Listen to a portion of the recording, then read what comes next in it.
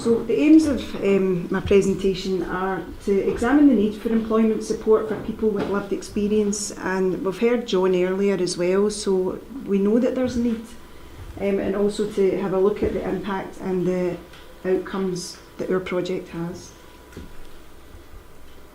So what is Addiction Worker Training Project? It is paid employment, so people are recruited as anyone would applying for a job. The jobs are advertised in mainstream employment agencies, so places like Good Moves and S1 Jobs, also on SDF's website. And they go through the same recruitment process that anyone else would, filling in an application form and going through the interview process. So they have paid employment, we pay the living wage, and they receive a package of specialist training and development. Trainees mentioned some of the training there that they get, and every year we adapt that depending on what's going on in the field. So this year we also delivered Challenging Stigma, Introduction to Trauma. So trainees are very fortunate to get the most up-to-date and frontline training that's available. Also, like in the film said, we couldn't deliver this project without placement providers, so trainees are employed by us, but they spend the majority of their time in their placements in the social care field with a focus on addictions. So they have 2 work placements, and we try our best to give them 2 contrasting experiences. They receive an industry standard vocational qualification, that's SVQ level 2 in social services and healthcare, and a unique package of support received from Scottish Drugs Forum, their coordinator, and they also have a mentor in placement. For people eligible to apply for Addiction Worker Training Project, they must be people with lived experience of addiction and recovery, so people must have had a history and also face multiple barriers to employment. They need to be 2 years away from illicit drug use, any substitute prescribing, any problem drinking, and any criminal convictions. Every year we evaluate the project, and we always ask, do you think the 2-year things, does it still fit with what people need? And trainees typically say that their first year in recovery is all about them looking at the past and dealing with what's went on in the past, but after 2 years they feel that they're able to support others, so our criteria is still 2 years, and they need to be motivated to work in the social care field. Often you hear people say, no, I really want to give something back. If they've experienced services and moved into recovery and their life's changed, they feel that they want to give something back to services that they've worked in or their communities. And trainees are definitely motivated. They come bursting with motivation and really keen to help others. Why do we need a project like this? We know from our own recruitment that each round of recruitment, which is typically annually, we receive in excess of 150 applications of people who are eligible for the project. And every year we conduct at least 60 panel interviews. Depending on the amount of funding that we can bring in that year, on average we can offer around 20 to 25 trainee places on the project. So that does leave a lot of people who are eligible and suitable to be on the project, but just unfortunately due to money we're not able to give them that opportunity. This is just some of the evidence base that reinforces the need for a project like this.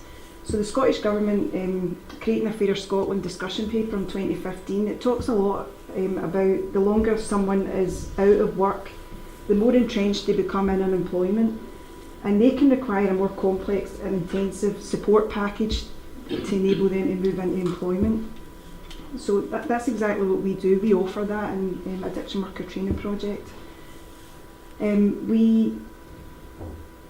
Labelle talks about changes in social capital, and trainees report that through being on the project, the increase in their social capital is great. They're exposed to new people that are, some of them are in recovery, but some of them have never experienced addiction in their lives. But just by being in placement and being part of a staff team, they get exposed to new people, and that increases their social capital, and they get exposed to new learning opportunities through that as well. So Labelle says increase in social capital reduces the chances of reoffending, and that's quite important. In 2016 SDF, we looked at a sample of 89 trainees, and of that 89, 83% had previous criminal convictions. We also done another survey in 2013, and we looked at the impact that one trainee might have on other people accessing services. So we asked service managers, and they reported that one trainee provides a positive intervention on over 90 people who are currently accessing services. They reported that they found trainees to be inspirational, gave them hope for the future, showed them that there is life after addiction, that they could move on with a bright future. Our model is a cyclical model, so every year we follow the same process. So it goes from recruitment, induction and training, placement experience, SVQ completion, graduation event, and in the middle of that is the support package that we offer. So like I said earlier, the recruitment process is like any other job that you would apply for.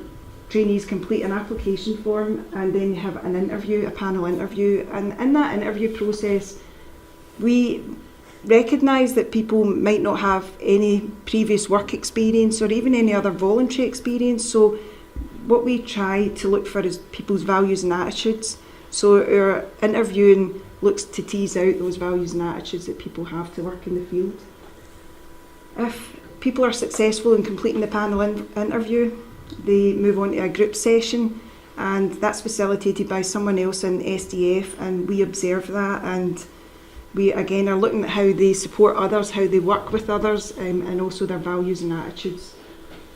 And lastly, it's a PVG process. We have a robust PVG process that enables people to speak about their previous criminal convictions without judgment, and that's conducted by HR and our Senior Development Officer. During the induction, that would be facilitated by their coordinator, so either myself or Carolina.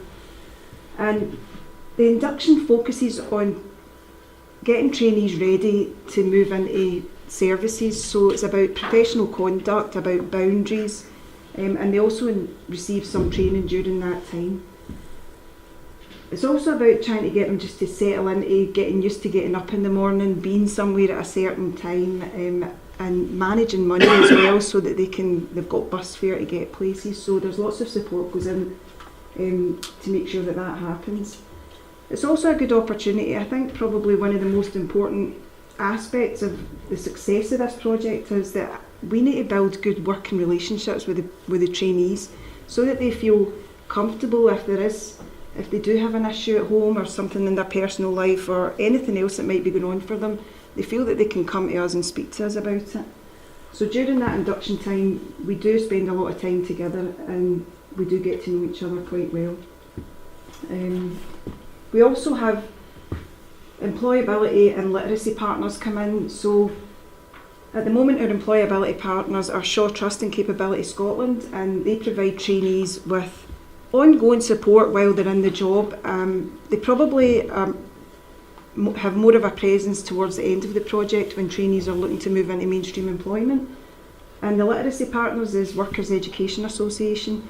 They provide their trainees with IT classes. Lots of them, like Jed said there, he couldn't work a computer before he came onto the project, and more in services things are paperless and people need to be able to use a computer, so they provide that.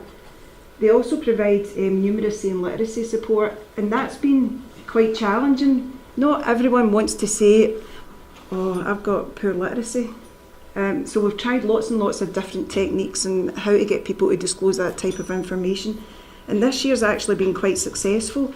I think out of a cohort of about 15, I think probably 11 engaged in literacy or numeracy support, and that was done in an anonymous basis, so they got a form to fill in and no one else got to know that they may have been having issues there, and everything was done on a one-to-one basis. So that seems to have been quite effective. We have lots of different placement providers. The majority of them are focused on addiction, but some are in the community, some are residential. We also have homelessness projects, and we have mental health projects, but trainees often encounter people in those projects who have addiction issues. In the placement, they do get that practical experience. They get assigned a mentor who is a competent member of staff who's looking for a development opportunity and who's willing to take someone under their wing. But typically trainees integrate well into staff teams. While they might have the named mentor, they do get support from the whole staff team. And they're exposed to lots of different learning opportunities throughout their placement. In some placements, they're offered unique training that's specific to that client group. So some organisations offer trainees training within their placement. Not all of them do, but some do.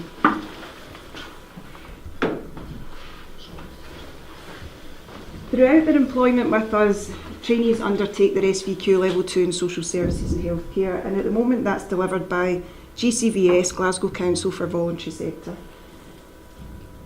In preparation to that, they do get the IT support. It's not a requirement for your SVQ Level 2 that you must do it on a computer, but we feel that if trainees can get the support at that time and develop their skills through doing their SVQ, then they become much more competent at typing up documents and things like that. And they receive an SVQ induction, which I don't know if any of you have done an SVQ, but the language is quite alien to anything that you would normally hear. So trainees are inducted into that, and they talk a lot about the language that's used throughout the SVQ. They are given a dedicated workplace assessor, and that's someone who will see them from start to finish through their SVQ and support them with anything that comes up throughout their time completing that. And I'm there as well. I'm a qualified SVQ assessor, so if there's anything comes up during that time, maybe their assessor's not available, I can certainly step in and help. And trainees receive underpinning knowledge classes with GCVS, and they're on the 4 mandatory units, which are communication, health and safety, reflective practice, and safeguarding. So they get classes on these underpinning units. The support, you hear from trainees, Nicola and Jed, the support that we provide is not just about work support, employment support, it's looking at the whole person. It's about whatever's going on for that person at that time. Things that sometimes people come to you with are, sometimes there's changes in relationships. If one person's got this opportunity and moving on into employment, then their partner might feel left behind, or how come they're getting a great opportunity and I'm not? And so it's about how you support people through those issues that might arise. Sometimes it's financial issues that come up, but your coordinator's always on hand to deal with or discuss whatever issues they might have. We also have the employee counselling service. Trainees can access that at any time, and sometimes trainees might feel like they have dealt with their past, but through working in a placement they might be exposed to someone who's got a similar background to them, and it might trigger some feelings about it again, or they might revisit some feelings. So we offer them the employee counselling service, and trainees are keen to access that service just to have an opportunity to discuss anything. And supervision, we deliver supervision every 6 weeks, and our supervision is quite intensive. We talk about their well-being, their recovery, how things are, but we also talk about their work practice, their boundaries, professional conduct, and then we set goals for the future. And we believe all of that makes for the success of the project. Graduation, so you've seen some clips of the graduation, and it's an amazing day to be there and see all of the trainees graduate and share that time with their family and friends. This one was at the City Chambers in Glasgow, and that was our 10-year anniversary, and we invited past graduates to come and celebrate that with us. And when the trainees that are employed at the moment complete. We're having a graduation in May at the Scottish Parliament, and it's a joint graduation, and it's a really nice day, and to see the pride that they have about seeing something through to the end and succeeding and moving on, often to jobs. It makes everything, like Lisa says, really worthwhile.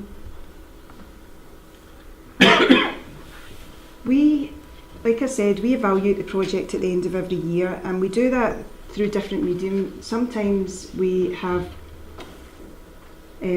project questionnaires that we give to trainees. They can complete them in private, and they can write about the impact that the project has had on them and look at good things about the project and things that we might have done differently. And we also have exit interviews. But we gather this information also through our 6 weekly supervisions and our relationships with trainees. And we know that the impact of the project is great. Some of the impacts are here. So increased self-esteem. All of the trainees that were on the video all talked about increased self-esteem, increased self-worth and confidence. The increase in social capital, like I said, being exposed to new groups of people, new learning opportunities, increases our social capital. They talk about having a positive identity. So in the past, they'd seen themselves as being an addict, and they've seen that as being quite a negative identity to have, where now they were a support worker or a trainee addiction worker, and they felt that was much more positive. They improved their knowledge and skills, and they felt like it reinforced their recovery journey. Often trainees will say, if they may attend 12-step recovery in the community, and throughout their employment with us, that may decrease, and they say, well, I actually view being in employment as part of my recovery. It's part of the recovery journey. So they feel that it reinforces that recovery journey and gives them a purpose. And the project helps trainees to realise their potential.